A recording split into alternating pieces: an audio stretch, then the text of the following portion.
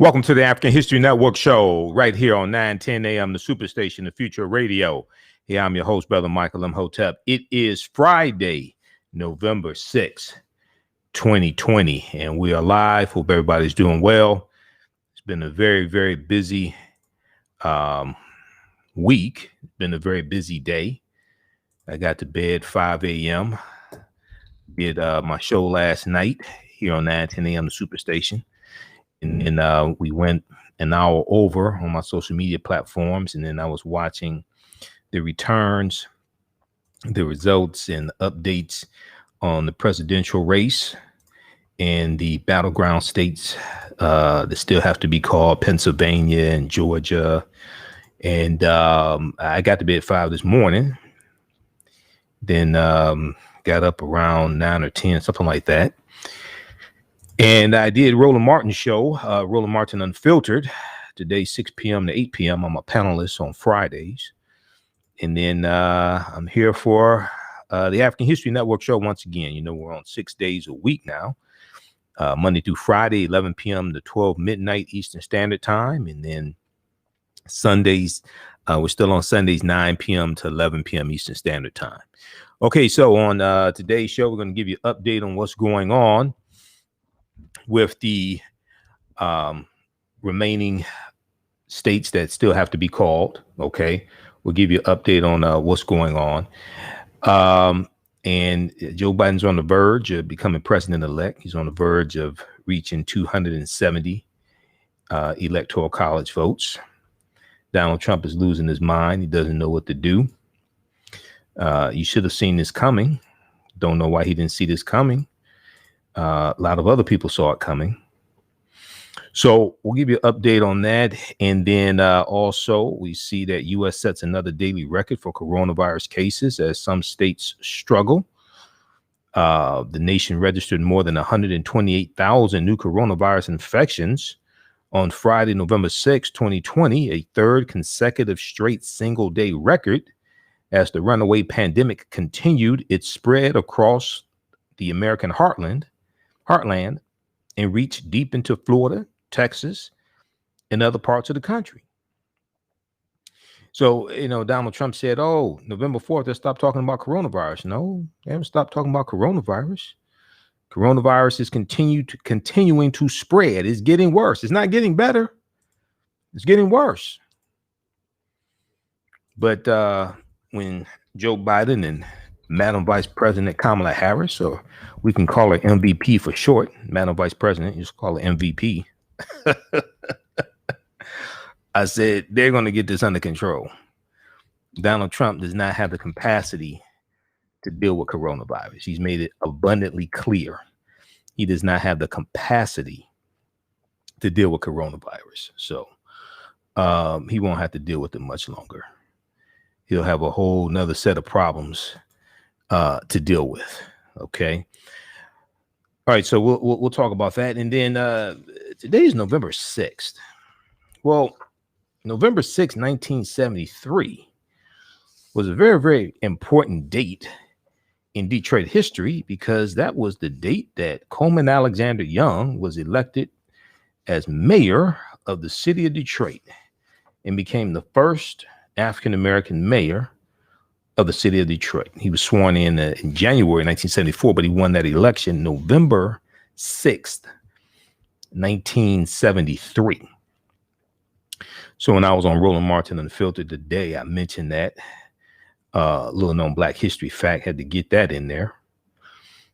And, you know, I talked about briefly Mayor Coleman Young yesterday on our show, because I said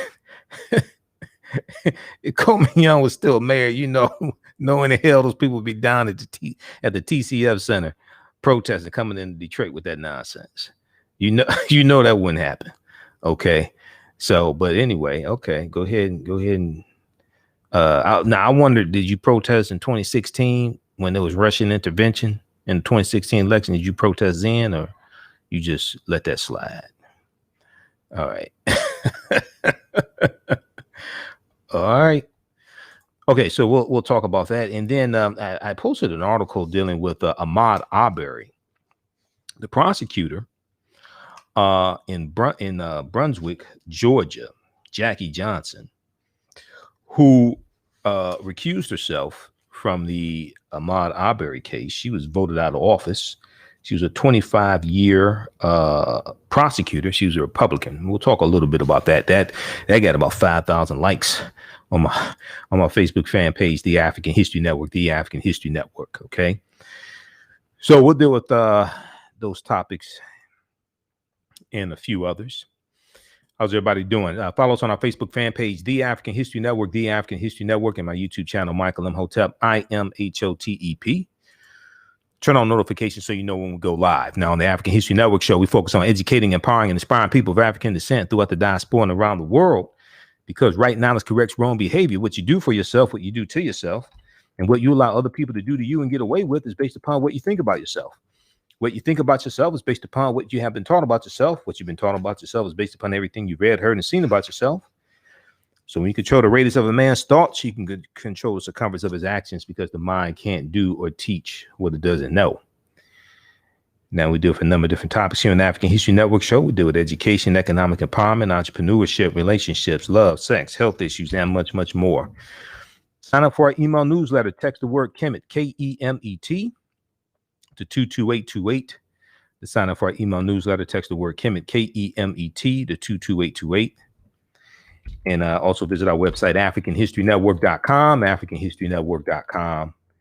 You can sign up for our email newsletter there as well at AfricanHistoryNetwork.com. If you like this type of information, you can donate to the African History Network, $ TheAHNShow through Cash App, $ TheAHNShow through Cash App, and also through PayPal, paypal.me/TheAHNShow, paypal.me/TheAHNShow. So that helps us keep doing the research, stay on the air, helps us broadcast 6 nights a week instead of 1. So that definitely helps out a lot. All right. So let's jump into this. Let's look at, we're going to try to squeeze in a couple segments, or at least one segment from when I was on Roland Martin Unfiltered today. It was a really good show. And we shared the broadcast on our Facebook fan page, The African History Network, The African History Network also. Okay, so let's look at some updates on what's going on. All right, so former Vice President Joe Biden, he just gave an address. We just saw that. He just gave an address and called for calm and people to be patient as the poll workers continue to count throughout the night and get things accurately. They get the result, come up with accurate results. So the news comes after Arizona 11 Electoral College votes released more results, as Joe Biden holds a lead in the counted vote there, as well as in Nevada, which has 6 Electoral College votes, Georgia 16, Pennsylvania 20. Georgia officials said late Friday the state is headed to a recount, okay, because it's below 1 percentage point. It's actually within like about half a percentage point. So it's going to be a recount. That's fine. Go ahead and recount. Still going to come out with the same results.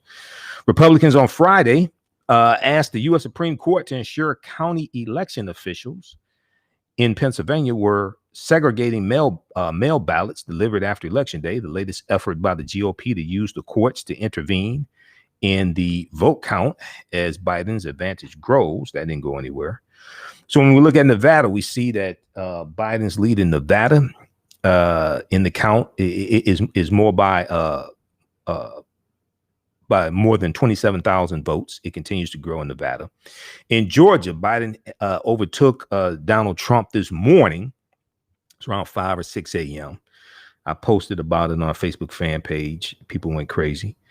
Leading in the count by just over 4,000 votes on Friday. Now, there are up to 8,410 overseas and military ballots that may arrive by Friday evening. The deadline was 5 p.m. for those to arrive to be counted. So those will be counted. It's expected that a good percentage of those will go for Joe Biden also. In Pennsylvania, Joe Biden leads by about 21,700 votes in the count in Pennsylvania, with about 102,000 mail-in ballots left to count.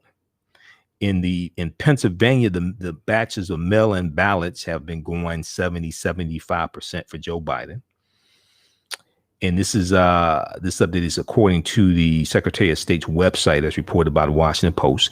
In Arizona, Joe Biden's lead in the vote count is just under 30,000 votes. It fluctuates a little bit as batches come out, but a little under 30,000. Maricopa County, the state's largest county, has about 72,000 early ballots left to process. So there was a batch of 72,000 that was processed, about 72,000. And Donald Trump got 54%, about 54.9%, according to Steve Kornacki on MSNBC. Of that batch, he needed to really get 59% to be on pace to overtake Joe Biden. Joe Biden's going to win Arizona. Joe Biden's going to end up at 306 Electoral College votes. He's going to win Arizona. Now, as we talked about yesterday, Associated Press called Arizona for Joe Biden 2:50 a.m. Wednesday morning, November 4th. Okay. Some outlets have not called it for Joe Biden because of the number of votes that still need to be counted, and they want to be absolutely sure. Biden is going to win Arizona. That's 11.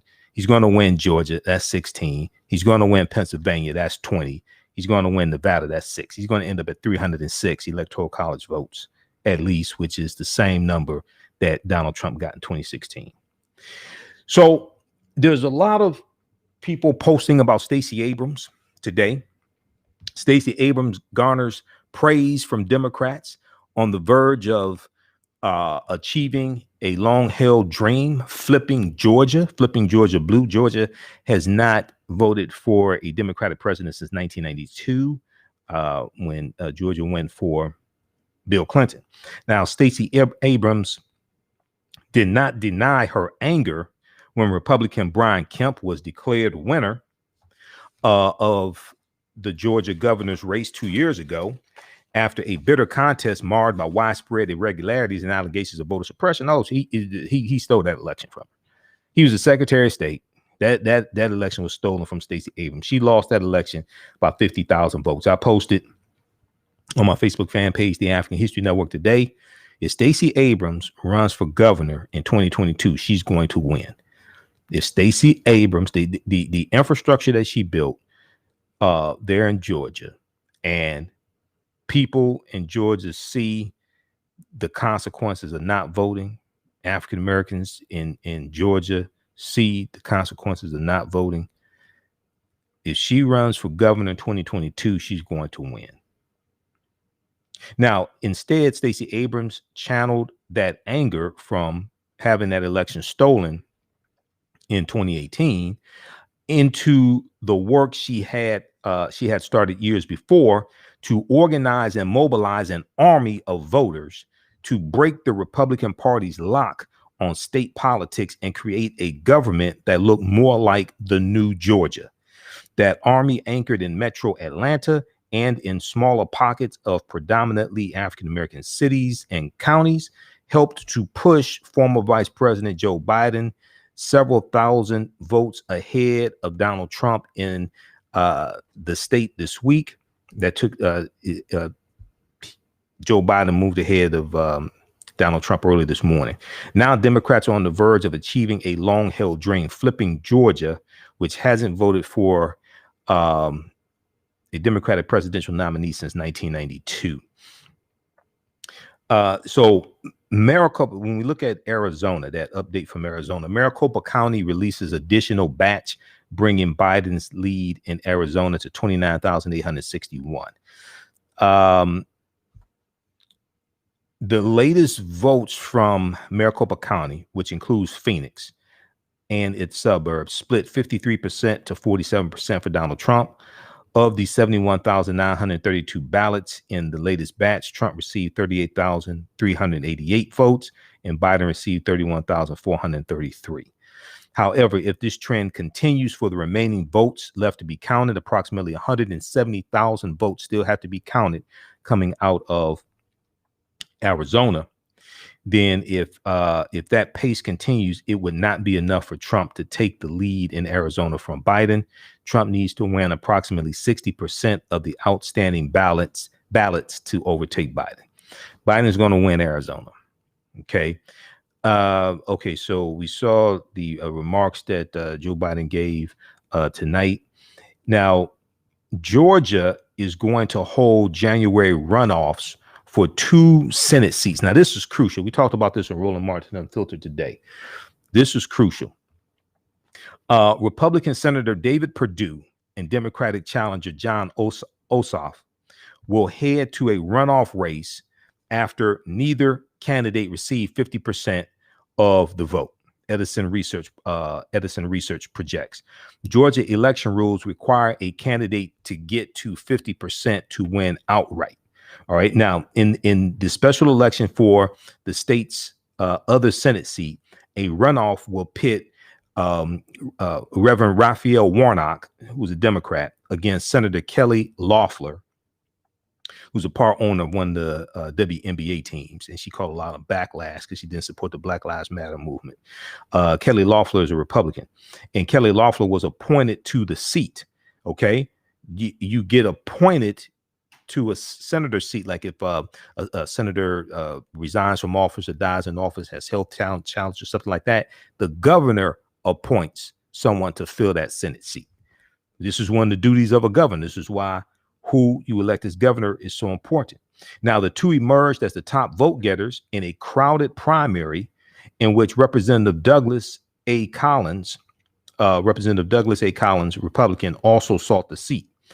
Reverend Warnock has 33% of the vote and Kelly Loeffler 26%. Okay, we're coming up here on a break in just a minute. Mike, how much time we have before the break? Let me know. Okay. So these 2 Senate seats are extremely important because it would be a 50-50 tie in the U.S. Senate. If there's a 50-50 tie in the U.S. Senate, the tie-breaking vote goes to who? Madam Vice President. Okay. It'll go to Madam Vice President Kamala Harris. And this means if it's a 50-50 tie and then it's Democrats control the White House, that means Moscow Mitch McConnell won't be Senate majority leader because Republicans won't be in the majority. Democrats will be in the majority. So that means you can get a lot of these bills that we talked about last night on the show. You'll be able to get them. It'd be easier to get them passed through the Senate. We'll talk about this on the other side of the break. Listen to the African History Network show right here on 9:10 a.m. Superstation Future Radio. I'm Michael Imhotep. We'll be back in a few minutes. All right, stand by, everybody. How's everybody doing? All right, stand by.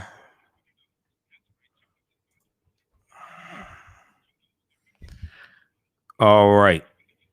So a lot of people are not getting a lot of sleep. A lot of people are not getting a lot of sleep these past few days. Let's see here. Okay, we'll be back in a couple of minutes. We're on commercial break. If you want to advertise with the African History Network, email us at customer service at AfricanHistoryNetwork.com, customer service at AfricanHistoryNetwork.com. To advertise with the African History Network. What the hell is that? Just a second here.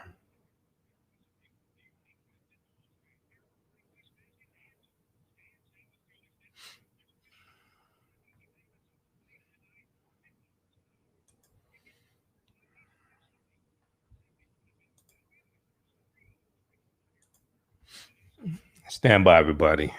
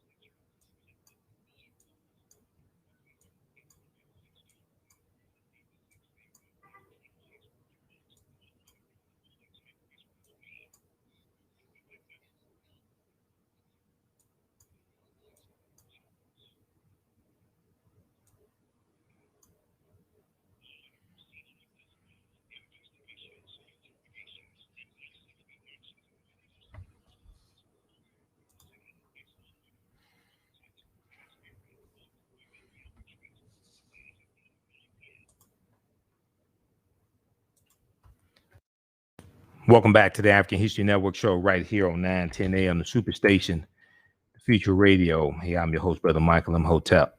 It is Friday, November 6, 2020, and we're live. Hope everybody's doing well. Calling numbers 313-778-7600.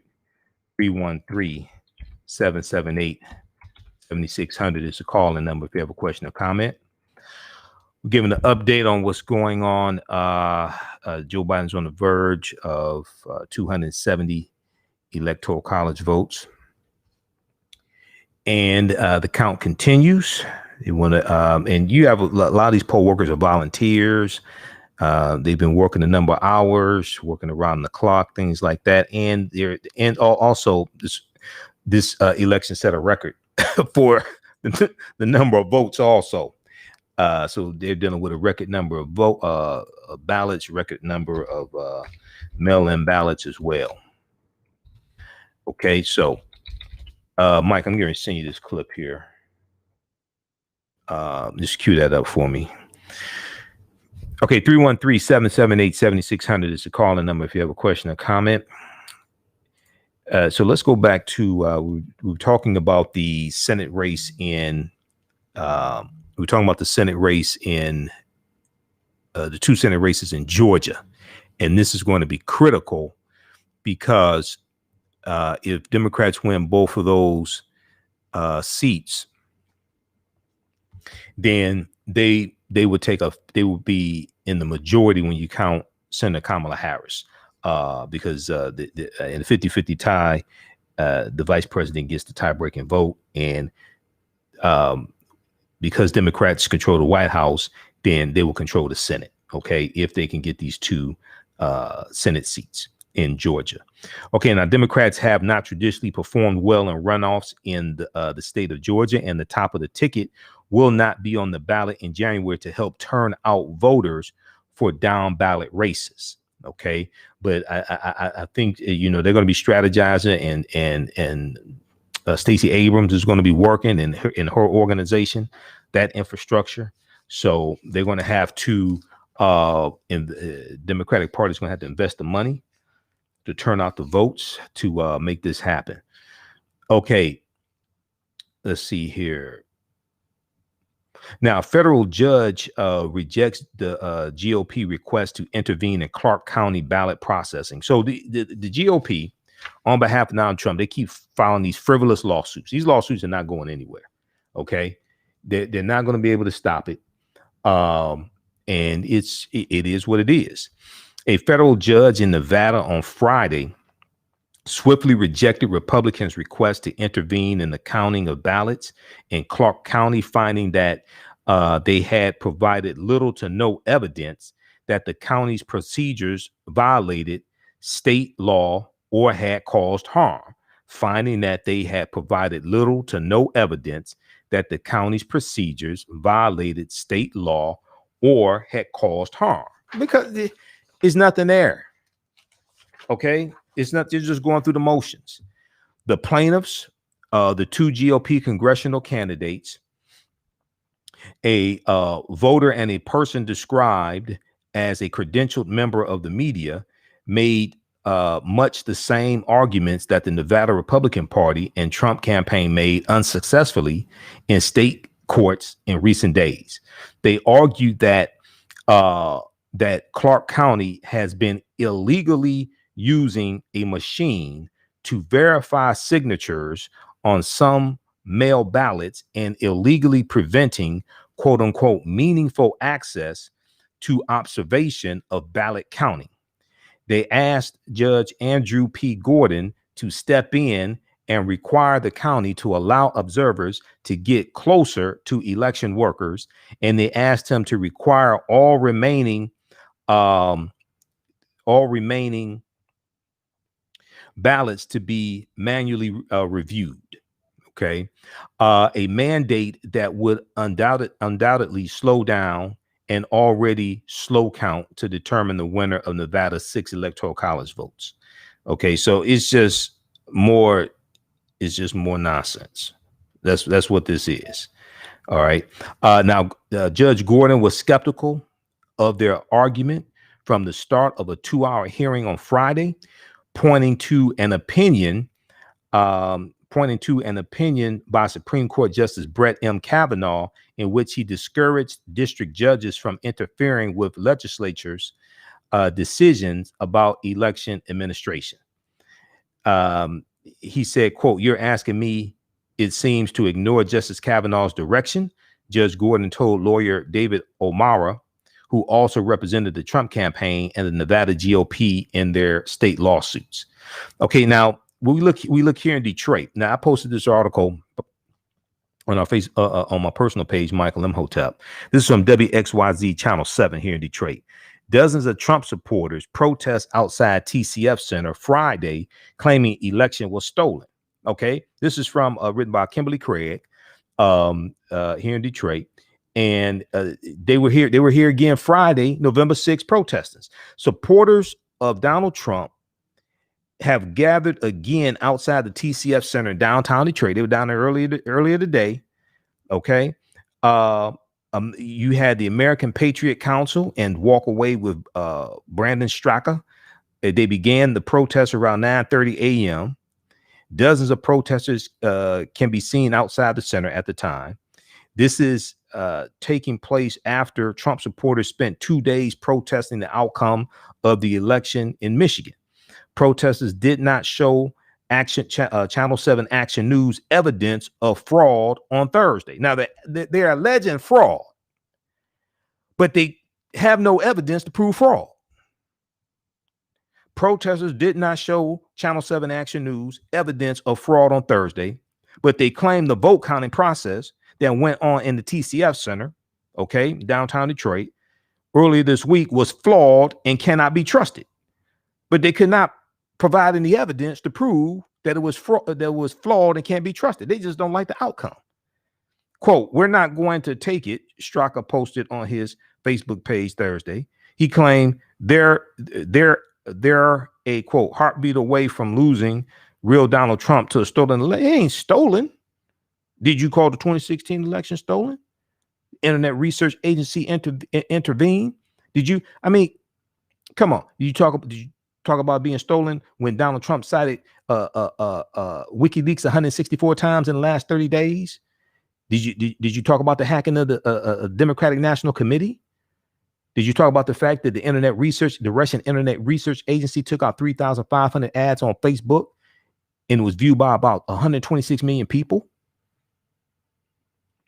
And those ads were largely damaging Hillary Clinton and either pro Donald Trump or pro Bernie Sanders.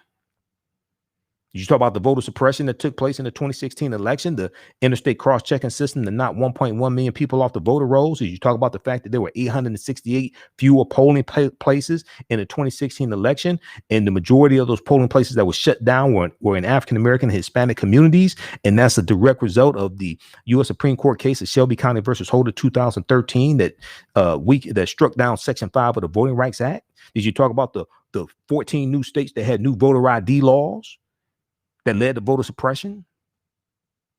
If you want to talk about a stolen election, we can talk about one. It ain't this one here.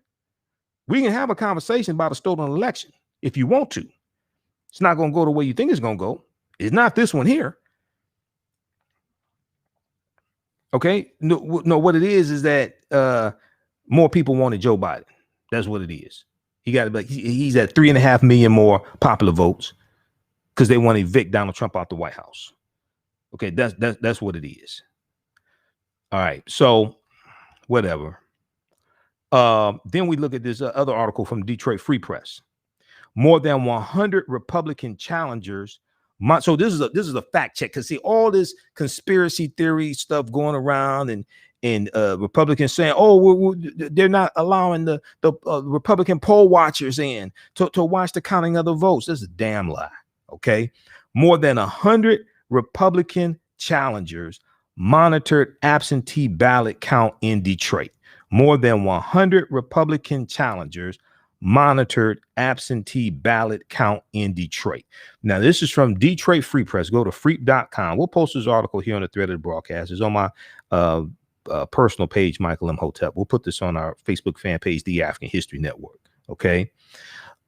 This is from November 6, 2020, updated at 4:06 p.m. Eastern Standard Time, Detroit Free Press. This is by Sierra Hendricks. Who is this? Clara? Is it Sierra or Clara? Clara, yeah. Hendrickson for Detroit Free Press. And they have a series, Detroit Free Press has a series of fact checks surrounding this election, because there's so much conspiracy theory, and Donald Trump is just spreading so many lies because he can't take the fact that he lost. So the claim that's being made, boss, the claim that's being made. If you'll not remember Fantasy Island. But this ain't a fantasy for Trump. This is a nightmare. Okay, because he knows the indictments are coming after this. January 21st, 2020, day after inauguration. Oh, the indictments are coming. Okay. So the claim that's being made is the Republican election challengers were unfairly barred from observing absentee ballot processing and counting in Detroit. Now, here are the facts. On November 4th, the day after the election, on November 4th, chaos erupted at Detroit's TCF Center, downtown Detroit, the convention hall where election workers processed and counted the city's absentee ballots, as dozens of partisan poll monitors clamored to get into the counting area. They banged on the doors and windows, demanded that election workers stop the count until they could enter. Okay. Now, one of the problems hurting Trump with these little frivolous lawsuits is you saying, keep counting in Arizona, stop counting in Detroit. Okay. Now they're finished counting in Detroit, but just when they file these lawsuits, keep counting over here, stop counting over there. Okay. Oh, we think it's going to help us over here, so keep counting. Oh, hold on. No, we're ahead, but he's getting more votes. Stop counting over there. You can't keep counting. We're ahead. We won.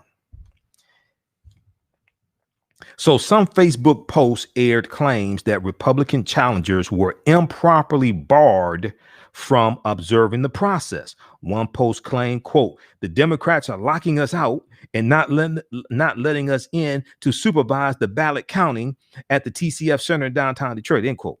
Now, Donald Trump, whose campaign filed an unsuccessful lawsuit to stop the counting, repeated this false claim in a speech on November 5th, saying, quote, "Our campaign has been denied. Our campaign has been denied access. Our campaign has been denied access to observe any counting in Detroit." That's not true. Okay. And many news networks halted their broadcast of Donald Trump's speech because he was spreading misinformation. So when he gave his little 17 minutes speech full of lies, just full of lies, no shame, just totally embarrassed himself. Okay. The major networks cut away from it, and they had to do a fact check because he's just standing there lying. Now, the Facebook claim is not true either. A certain number of challengers, both Democratic and Republican, were prohibited from entering the TCF Center, but that's because the number of challengers already observing the process had reached the limit allowed under state law. Detroit election officials said more than 100 Republican challengers remained inside the room where absentee ballots were being counted. More than 100 Republican challengers remained inside the room where absentee ballots were being counted. Okay, so check out the rest of this. Just more lies. Okay, just more lies. And then there was a article from NBCnews.com that talks about how it breaks down Donald Trump's lies and the fact check of from the press conference that he gave. We'll try to pull that one up. I had that. Let's see here. We'll try to pull that one up. Okay, I want to go to this. Clip here. I was on Roland Martin Unfiltered today, November 6th, and we were discussing the results of the election, but Roland played this clip of this Republican representative from the U.S. House of Representatives. It was a clip where he's just crying and whining, basically about Trump losing. Okay, and we discussed it in the election. Let's go to this clip.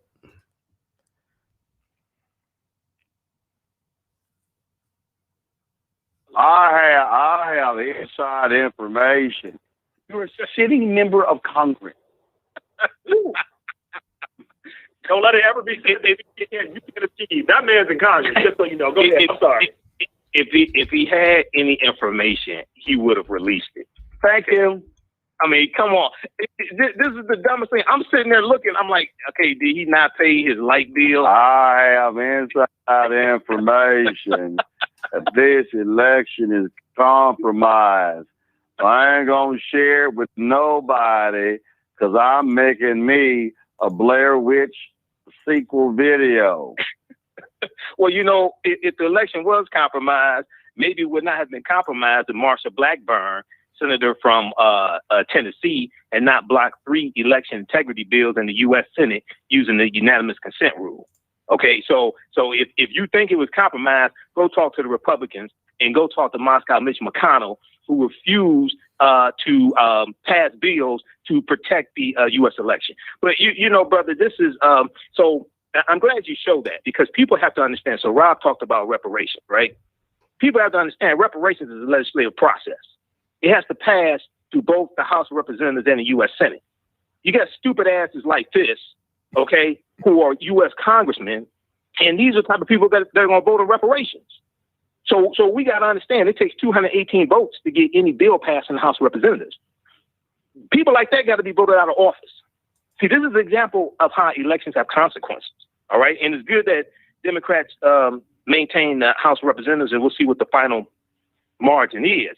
But you got to understand, a lot of these policies and things that we want, dumbasses like this vote on it. Right. So, right, brother, I was up to 5 a.m. this morning watching the returns and watching the results. I got off the air doing my show 1 a.m. And brother, this is a civics lesson. This is a history lesson. You had these idiots in downtown Detroit at the TCF Center. I live about 3 or 4 minutes away from the TCF Center. They were down there protesting. Donald Trump supporters stopped the vote. Now you also had other counter protesters, many of them white, saying count every vote. I want people to know that also. Okay, but Donald Trump hurts his argument. He doesn't have a legal argument, right? But if he did, he hurts it by saying keep counting in Arizona, stop counting in Michigan, stop counting in Pennsylvania. Right. It makes no sense. Now, if y'all want to hear some more tears, I have some more tears for you. All right, pause it right there, Mike. Rick Santorum. Pause it right there, Mike. Okay. All right, we'll share some more of my parents are Roland Martin and the Filter. We'll share some more of that on my Sunday night show. And check out this article here from NBCnews.com. This is the one I was looking for. Trump told one falsehood after another about the presidential race. Here are the facts. Trump told one falsehood after another about the presidential race. Here are the facts. Calling number, once again, 313-778-7600. 313-778-7600 is the calling number if you have a question or comment, or a quick question or comment. 313-778-7600. Okay, so I'm just going to run through a few of these. Okay, Donald Trump said, if you count the legal votes, I easily win. If you count the illegal votes, they can try to steal the election from us. Okay, this is entirely false. There's no evidence that any fraudulent ballots have been counted. No winner has been called in the race. And what's happening right now is the battleground states isn't the counting of illegal ballots. In Pennsylvania, Georgia, Arizona, Nevada, and North Carolina, all states that are too close to call, the regular counting and reporting of valid ballots are ongoing. Okay. Behind Donald Trump's claim is the fact that officials in those states were not permitted to begin processing mail ballots or mail-in ballots until Election Day. Democrats were more likely to vote by mail. The in-person vote Tuesday favored Donald Trump, is what they call the red mirage. The red mirage. This was predicted that this would happen because of coronavirus, because of COVID-19. because Donald Trump has been attacking mail-in ballots, it was predicted that the majority of the mail-in ballots would be from Democrats because they don't want to show up in person because they're afraid of coronavirus. And it was predicted that more Trump supporters would show up on election day, November 3rd, and vote in person. Okay. And this is what happened. So it was predicted that, so with most of these states, they would first count the same day votes, people coming voting in person. They would count that first and then count the mail-in ballots, because a lot of state laws were passed by state legislatures, especially a lot of Republican state legislatures, that said they could not start counting the mail-in ballots until either the day of the election or after the polls closed. Okay, so this is what you're looking at, the red mirage. All right, so the in-person vote Tuesday favored Donald Trump, but as larger metro counties continue to count and report the millions of stored up early ballots, Joe Biden has cut into Donald Trump's lead. Okay, Joe Biden has cut into Donald Trump's lead. All right, mail-in. So next fact check: mail-in voting really destroyed our system. It's a corrupt system. This is what Donald Trump said. They want to find out how many votes they need, and then they seem to be able to find them. Okay, he's just lying once again. All right, we'll go to the phone lines in just a minute. This claim casting doubt on the integrity of American elections is false. There's no evidence of widespread voter fraud, according to numerous studies, and there are a number of safeguards in place to ensure the security of mail-in ballots or mail ballots and prevent fraud. Ballots aren't being found, quote unquote, found, as Donald Trump claims. The regular process of counting mail ballots in these key states is simply ongoing. All right. Okay, so check out the rest of this. He's just lying. He's all in his feelings. Okay, he knows. He sees defeat coming, and he doesn't know how to handle it. Let's go to the phone lines. Once again, calling numbers 313-778-7600. 313-778-7600. Let's go to Gary, line 1. Gary, welcome to the African History Network show. Tell us where you're calling from. Oh yes. Okay. Hey, how you doing? My name is Gary Williams. I'm calling from Hernando, Mississippi. Mississippi? I love your show. I follow your show like almost every day or every other day of the week. Oh, thanks. You're in Mississippi? On the call. Okay. Can you hear me? Yeah, I can hear you. You're in Mississippi? Yes. Yes, I am. Which city? And yes, and I definitely do want to give a different perspective. Like this past week, for the first time, I volunteered to be a poll worker. Oh, thank you. And it was pretty unique. Mm-hmm. And a lot of people don't think and realize that, people are talking about voter fraud, voter suppression, and all that. Right. The thing is, like, there's so many mechanisms, as you said. Like, I had no idea, like, just one whiff of like any like misconduct from a poll worker. A lot of people don't realize that like they can like literally face like prosecutions and stuff like that. So yes, they can. Safeguards or like any type of like meddling and stuff like that. Yes. I find that kind of refreshing. So it kind of keeps people on their toes and stuff like that. But from my perspective, I guess it's a great experience. Like I got to learn a lot of stuff and stuff like that. You said you got to learn a lot of what? I learned, it was a cool experience. I have to say. But, okay. But like I remember, like months ago, like you saying, like you want to get involved, like be out there, say something or complain about it, like actually get involved, and I figured like. And for me, coming from a very conservative state, I felt like, hey, let's like mix it up, get a different perspective and stuff like that. Right. Huh? Right. Okay. All right. Now, Gary. Yeah. Go ahead. Go ahead. Go ahead. A certain different demographic of people that were like poll workers. Yeah. They usually like a certain makeup, a certain age demographic, and. It's like, I think like, I gotta like feel like I got to like get involved and like just change it up.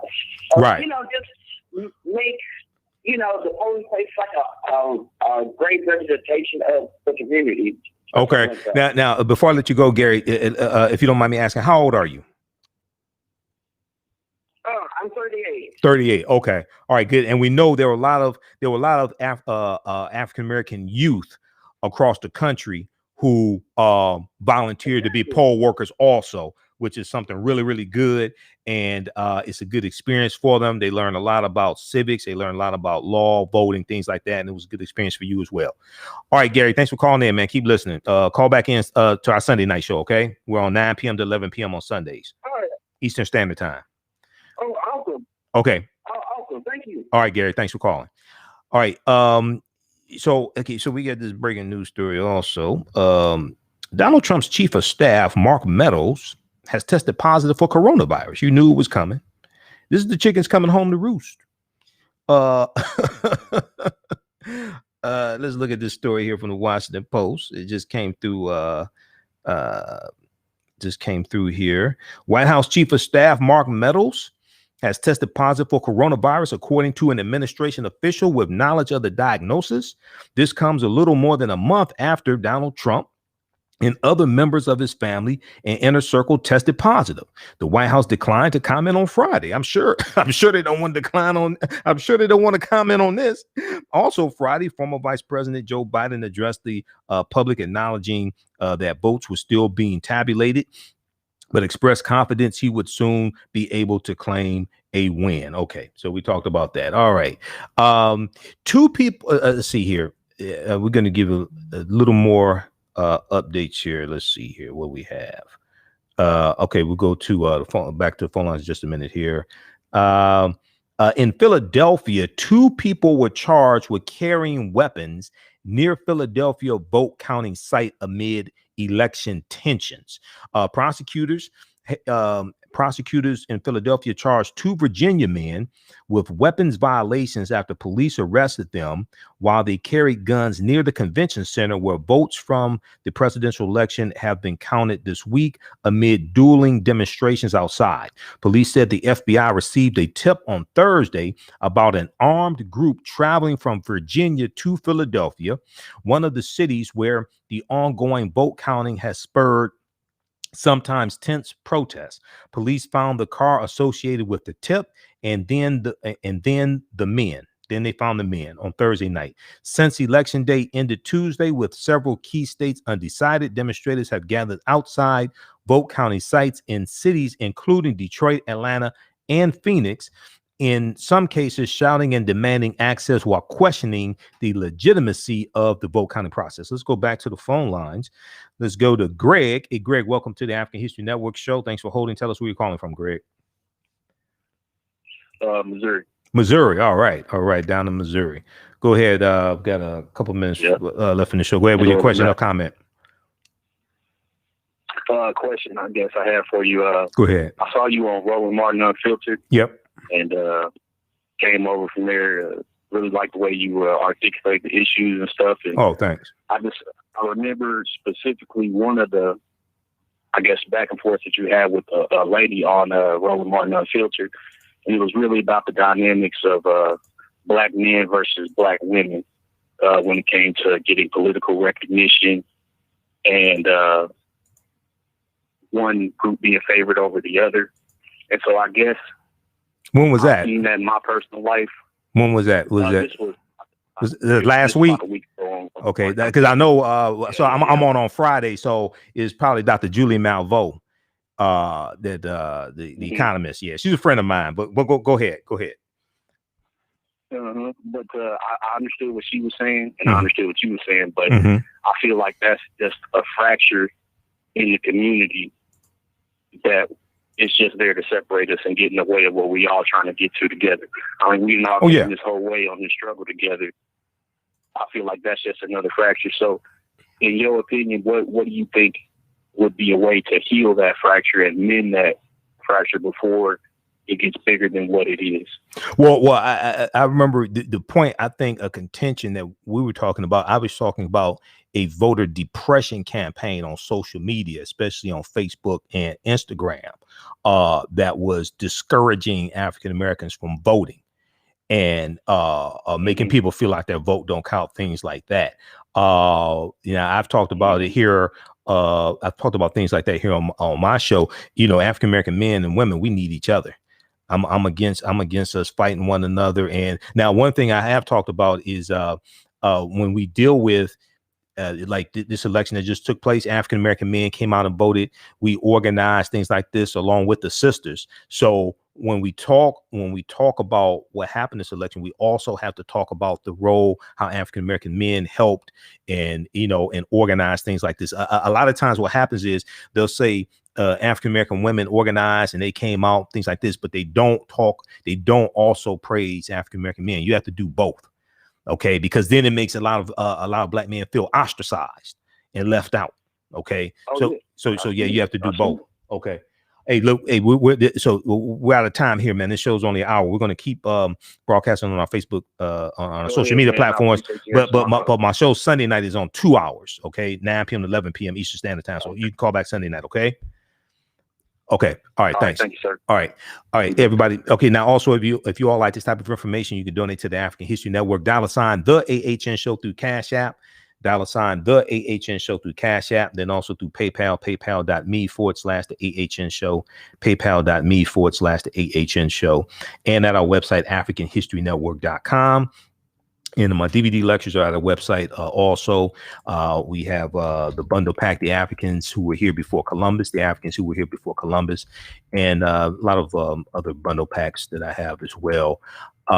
And we have the my presentation, 6 Principles of Political Self-Defense, Understanding How Laws and Policies Impact the Economic Conditions of African Americans. 6 Principles of Political Self-Defense, Understanding How Laws and Policies Impact the Economic Conditions of African Americans. Follow us on our Facebook fan page, The African History Network, and my YouTube channel, Michael Imhotep. We're going to keep broadcasting there, and we're back Sunday night. So we're here 6 nights a week now, Monday through Friday, 11 p.m. to 12 midnight Eastern Standard Time, and then we're on Sundays 9 p.m. to 11 p.m. Eastern Standard Time. Okay, thanks for calling, Greg. Then we're on the Sundays. Oh, no problem. Sundays 9 p.m. to 11 p.m. Eastern Standard Time.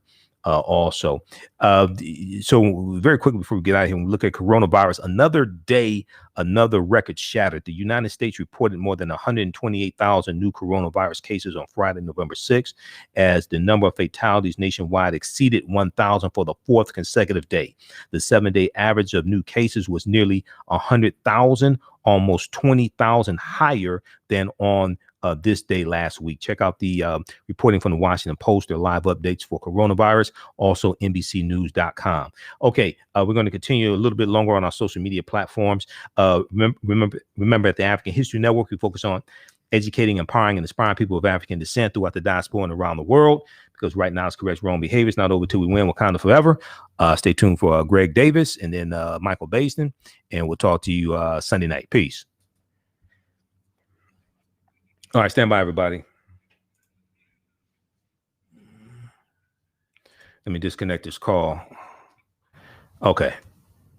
All right, let's continue for a little bit longer. I want to look at some more updates dealing with the election. Representative Mark Meadows, Donald Trump's chief of staff, Mark Meadows, catching coronavirus. That's really poetic justice. I don't wish harm on anybody, but you brought this on yourself. A couple weeks ago, he was speaking to reporters, and he stood about 10 feet away and took his mask off. And the reporters were like, "No, put your mask back on," because this is after Donald Trump caught coronavirus. And then he said, "Oh, well, I'm not gonna." He said, "I'm not gonna." He said, "Look, I'm far enough away from you, so because they wanted him to leave the mask on and talk, he said he wasn't gonna talk to them." Okay, and now he catches coronavirus. All right. Let me look. I want to see if there are any critical updates here. Trump raises okay. Now, military ballots in Georgia. Trump raises vague questions about military ballots in Georgia. Okay, so you want the military ballot, you want the mail-in military ballots counted, right, from Georgia, but other mail-in ballots you don't want counted.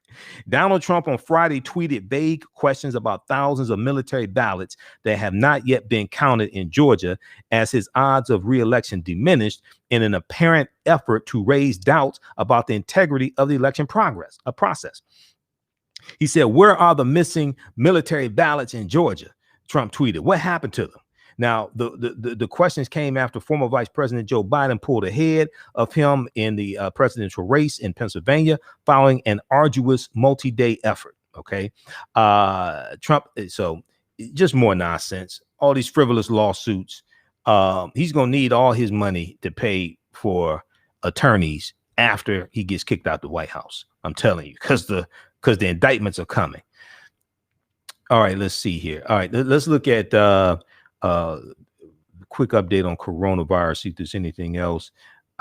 Illinois set a staggering record for the state of 11,790 confirmed and probable cases for the day, a much greater total than recorded Friday by more populous states such as California and New York. Arkansas, Kansas, Minnesota, Missouri, and North Dakota also were among the states grappling with unprecedented cases of coronavirus. Let's see here. Let me go to the live updates and see what they have. Is this it? Okay. Oh, yeah, this is what I want.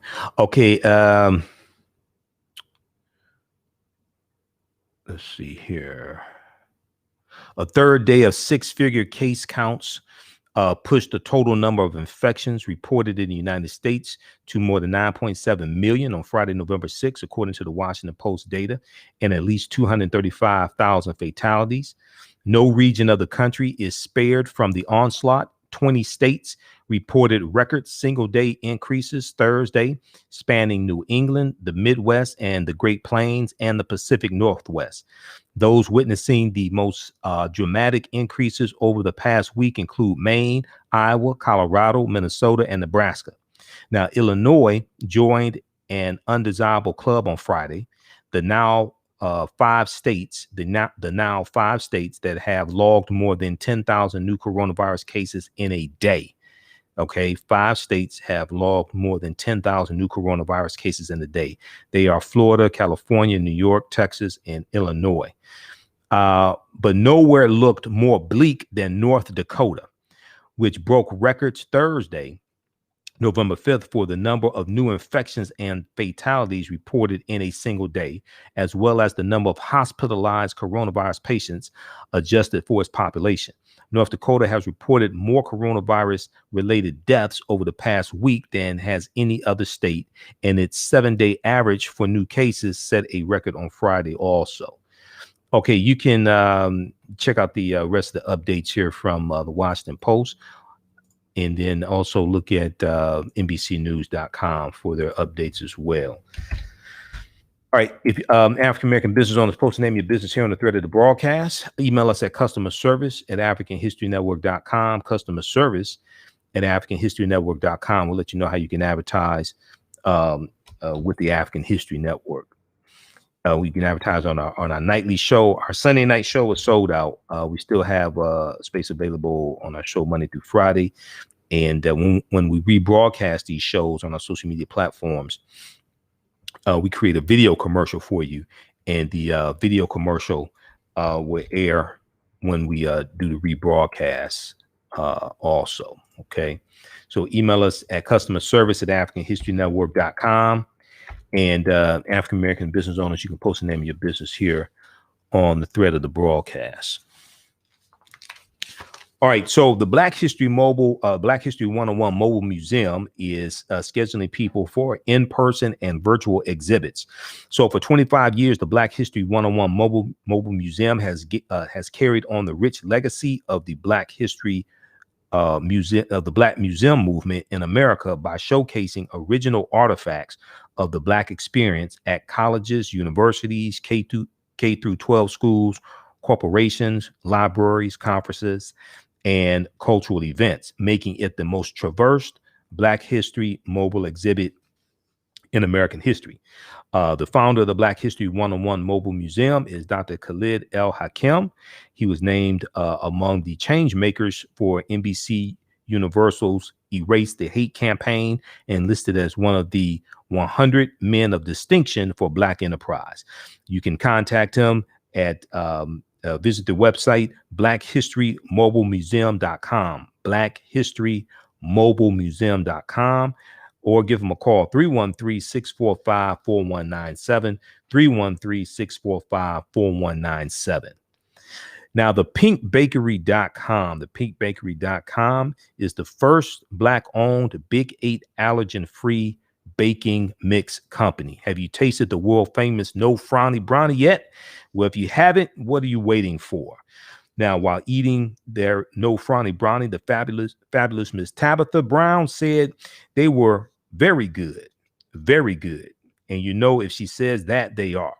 The Pink Bakery is the first Black-owned Big 8 allergen-free baking mix company. Visit their website, thepinkbakery.com, to order their No Frowny Brownie mix today. Now, a lot of people want to learn about the stock market and invest in stocks, especially with the stock market surging now. theprofitroom.com can help you with this. Now, theprofitroom.com is a stock market trading and education company that has mentorship programs that are designed for beginners. They teach individuals how to create generational wealth through trading and investing in the financial markets.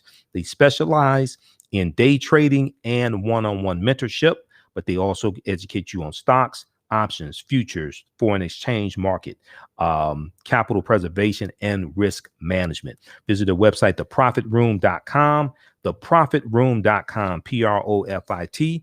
Let them know you found out about this from the African History Network. All right, let's continue. Let's see here. Okay, we're going to go to, all right, thanks. Who was that? Russell? Rosalind. All right, thanks, Rosalind, for the donation. Let's continue here. I may be able to squeeze in another clip from Roland Martin Unfiltered. Let's see here. We talked about, okay, he deconstructed Bob Johnson. Bob Johnson was a former founder of BET.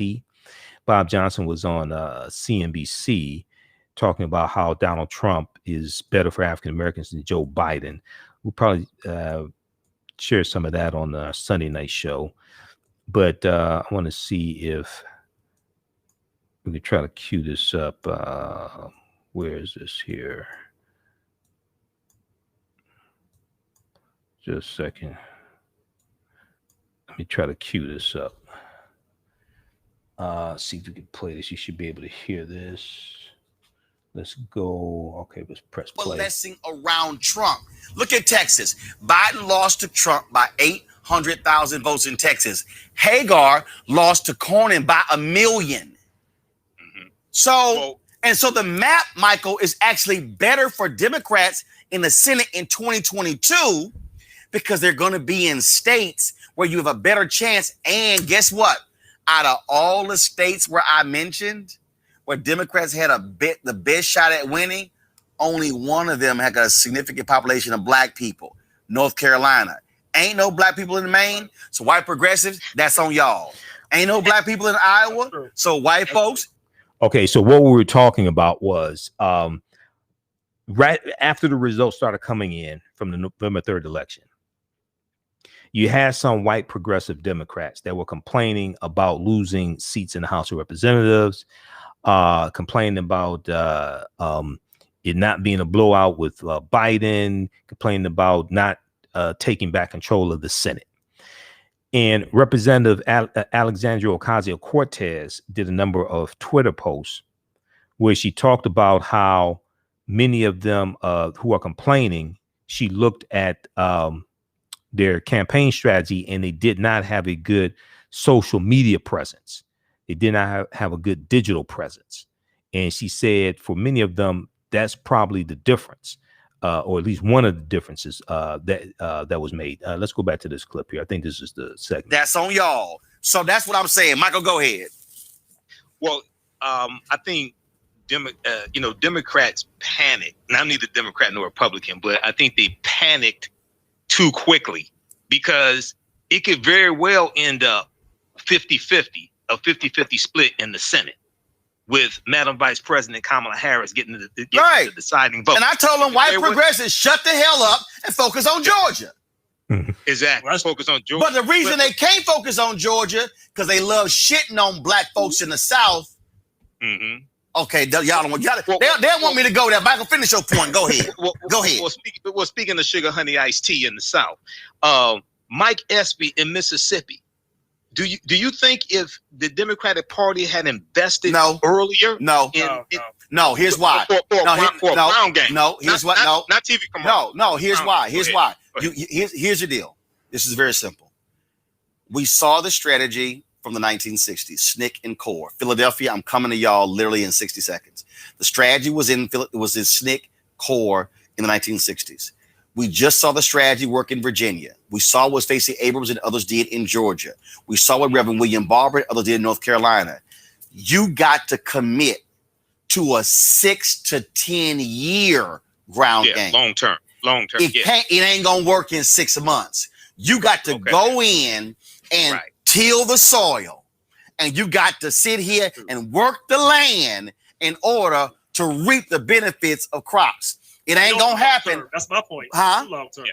So Democrats don't do long term, which means you can't do it through parties. Which Georgia, it was done through a separate group who was fixated on that. I agree. It had nothing to do with a party. That's what I mean. Let's go to Philadelphia, y'all. Join me right now. Let me bring in my Philadelphia guest. My apologies, y'all, as I was holding y'all. Joining us right.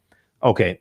Check out the full clip. We'll post a link here. This is from Facebook. Roland Martin Unfiltered from Friday, November 6, 2020. We'll share some more excerpts from on my Sunday night show. Let me post this link here. And we share the broadcast each day on our Facebook fan page, The African History Network. Okay, I want to go to this other story, two other stories quickly. Let's deal with some history. Ahmaud Arbery. We need to go to this story. So the prosecutor, Jackie Johnson, who is a Republican, who's been a prosecutor for 25 years, she was voted out of office November 3rd. YahooNews.com has this article: Georgia voters ousted the district attorney who oversaw Ahmaud Arbery's case. Voters in Southeast Georgia on Tuesday ousted Jackie Johnson, the longtime Republican prosecutor who recused herself in the case of the killing of 25-year-old Ahmaud Arbery. Now, remember, Ahmaud Arbery was followed, shot, and killed on February 23rd in Georgia, Brunswick, Georgia, by father and son and their neighbor while on a jog, but no arrests were made in the case until May 2020. Now, Jackie Johnson received 34% of the vote compared to her opponent, independent Keith Kiggins, Kiggins, who received 66% of the vote, according to the Glenn County Board of Elections. Now, let's see here. Okay, so voters in the coastal Georgia city of Brunswick voted Tuesday to oust a longtime Republican prosecutor who declined to investigate the death of Ahmaud Arbery. An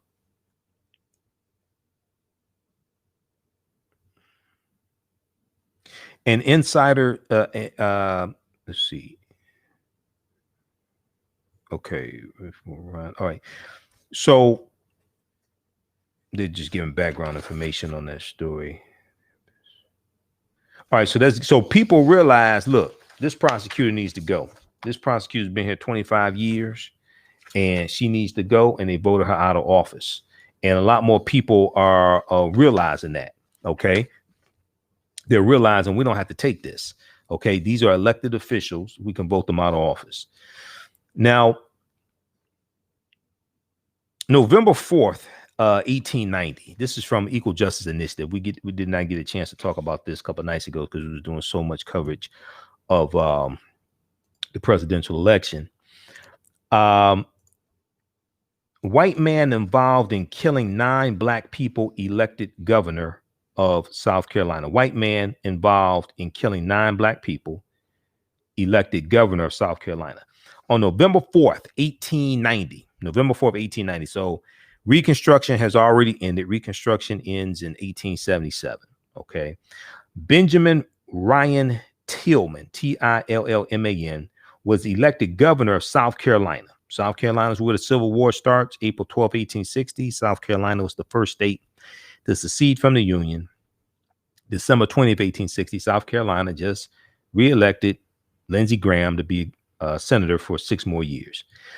An outspoken white supremacist, Benjamin Ryan Tillman created his identity as a politician based on white supremacy, a deep commitment to blocking any educational opportunity for African Americans and advocating for violence against African American voters.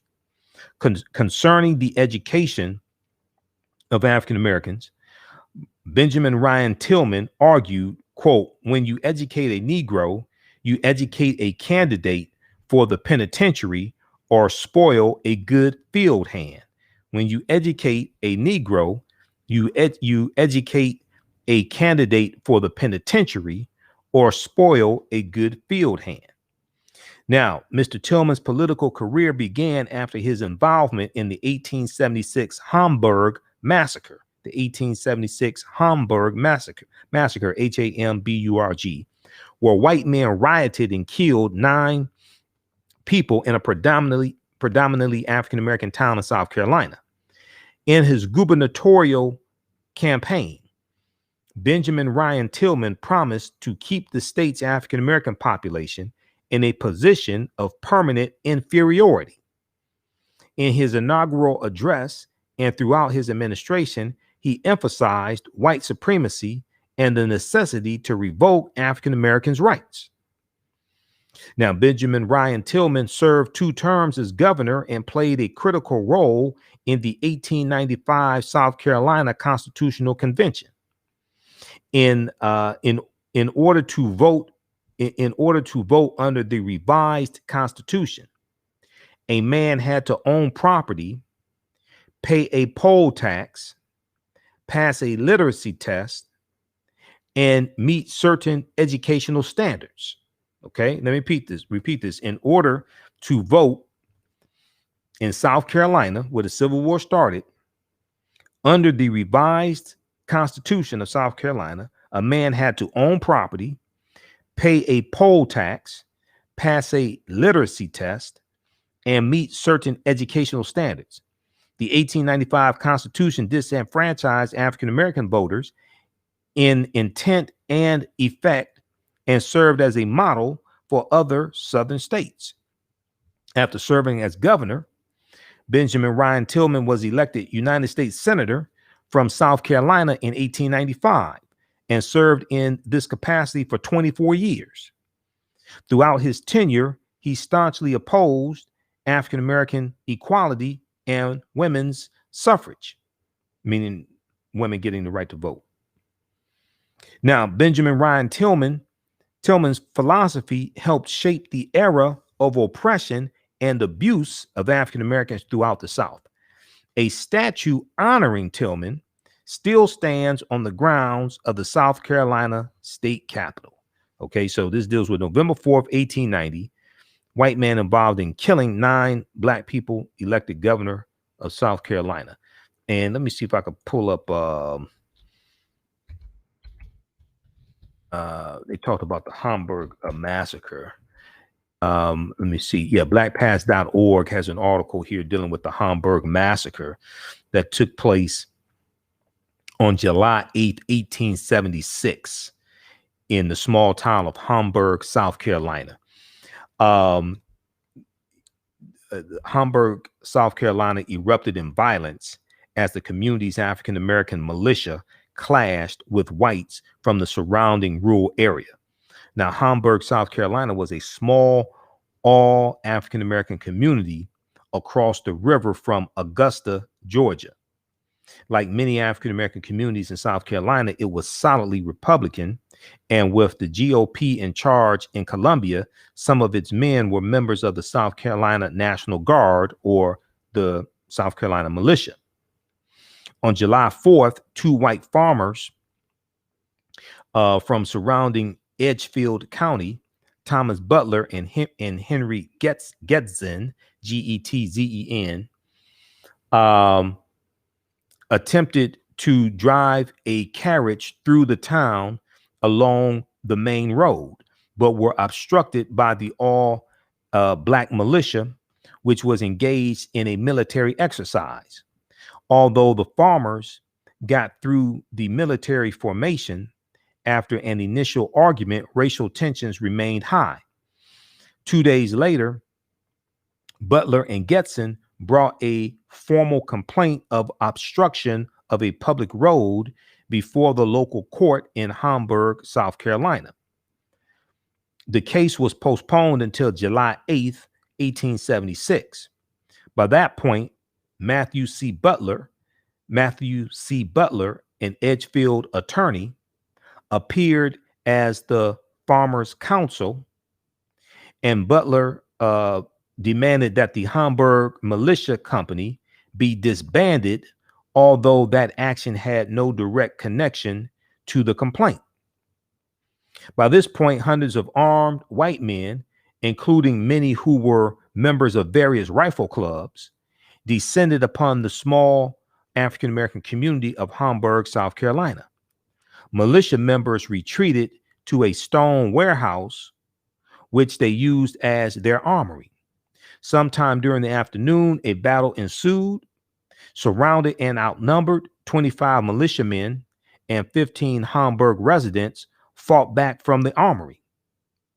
By mid-afternoon, a white attacker and a militiaman lay dead, and a few more members of the militia were wounded.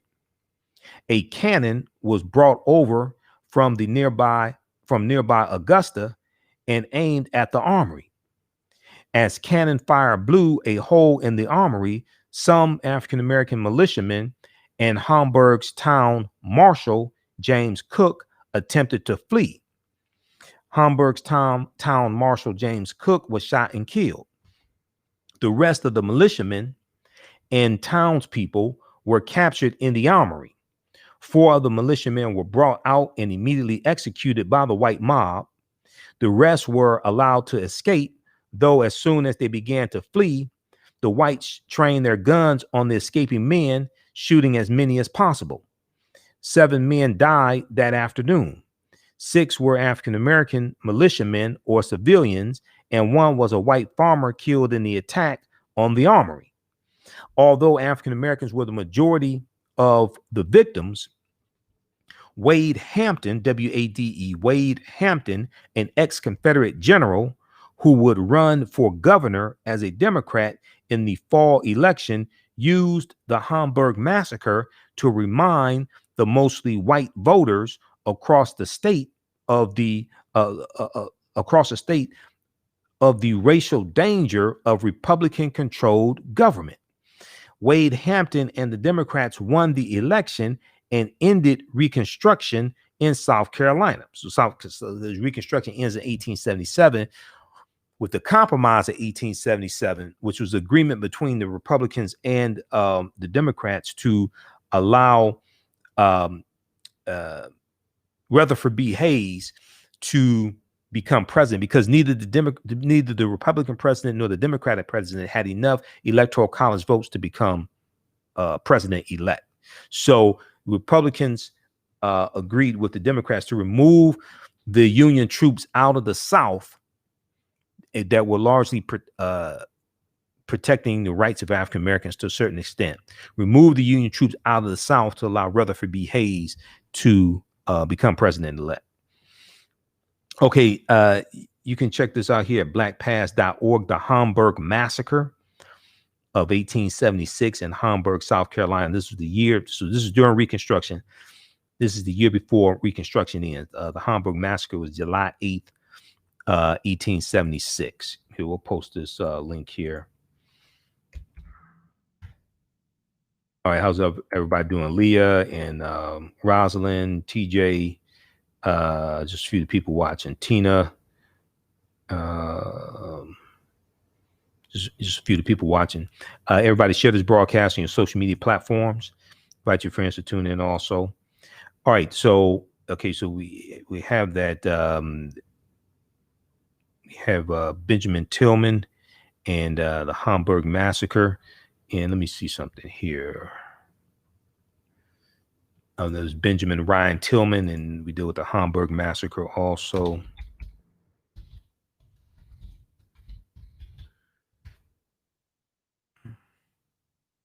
I just wanted to check something here.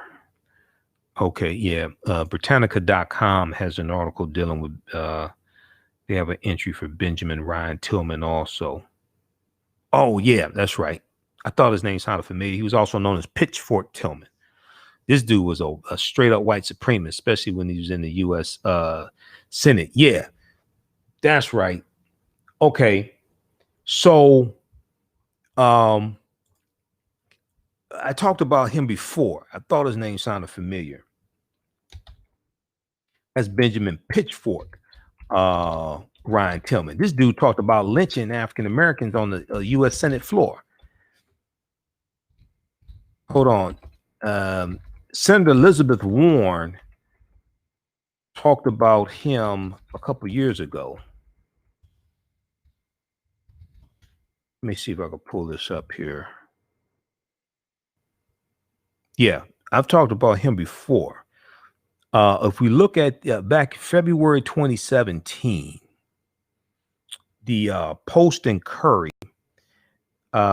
rule that silenced Elizabeth Warren dates back to brawl between South Carolina senators. So we talked about this back in 2017. Rule, R-U-L-E, that silenced Elizabeth Warren dates back to brawl between South Carolina senators.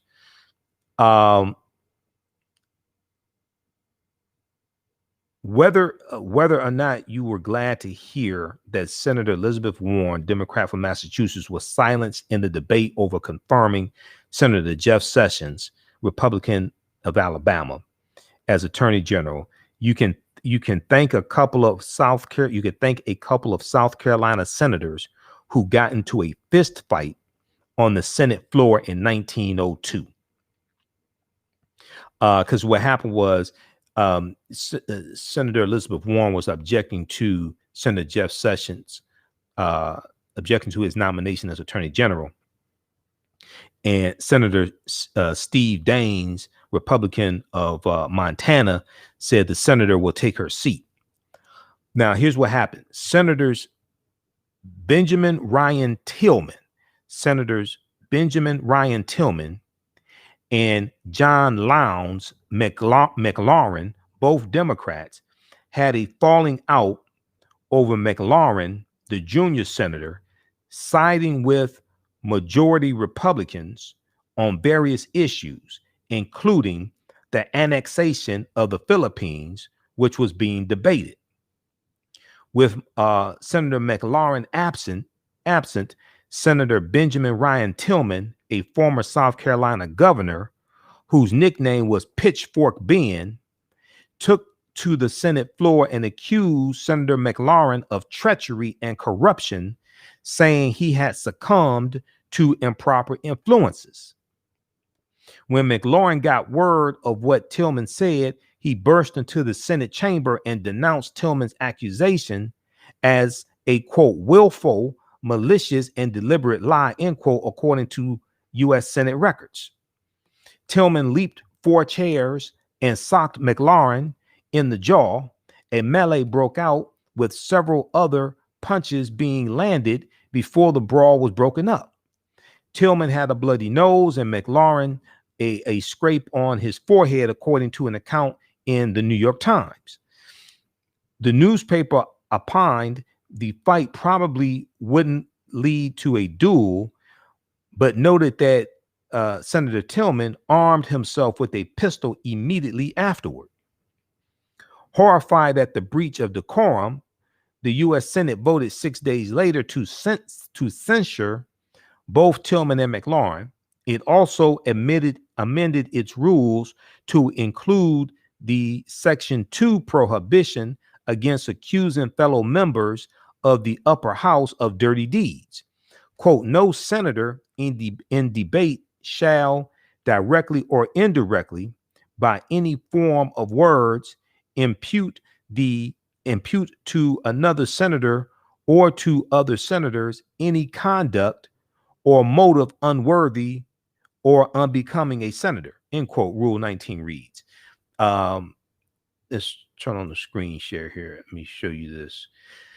So this is why this rule still stands in the U.S. Senate today. Another senator can't like verbally attack a senator in the U.S. Senate chambers. Okay, this goes back to 1902 and the fight between Senator Benjamin Tillman and McLaurin. All right, okay, this is not coming up. Okay, maybe it is. That's what this goes back to. Let's blow this up here.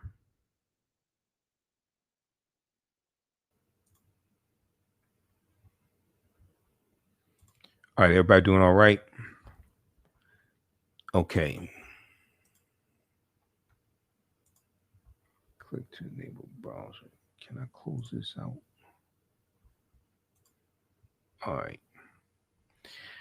Okay, so no senator in debate shall directly or indirectly by any form of words impute to another senator or to other senators any conduct or motive unworthy or unbecoming a senator.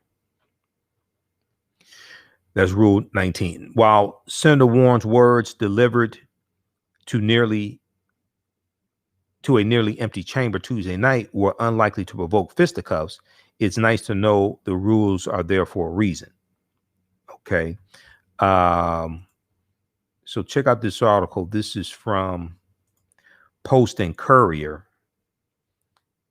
Because I remember reading this at the time. This February 9th, 2017 is updated September 14th, 2020. Rule that silenced Elizabeth Warren dates back to brawl between South Carolina senators. Okay. And let me see something here.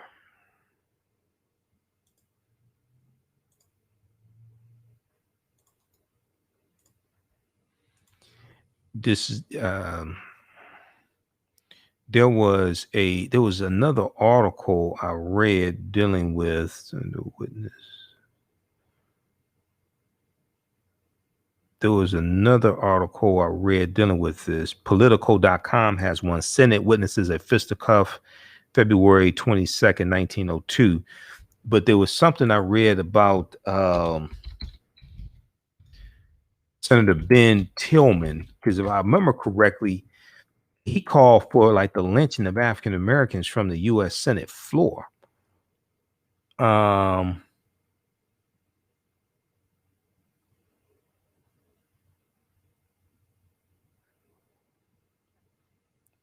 Let me see something here.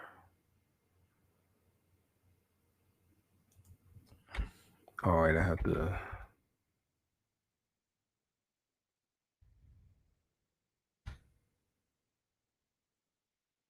Frequently known as pitchfork.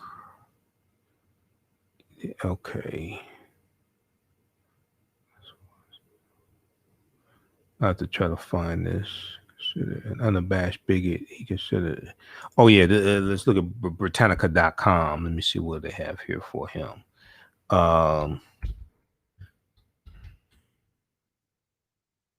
Yeah. Okay. He also helped write the state constitution to disfranchise Negroes and circumvent the 15th Amendment with a patchwork of Jim Crow laws. An unabashed bigot, he considered lynching an acceptable law enforcement measure. Okay, yeah, that's Senator Ben Tillman. He was governor first of South Carolina, then became a senator. You can research that some more. Here's the article from Britannica.com, Encyclopedia Britannica. Check that out. And here's the one from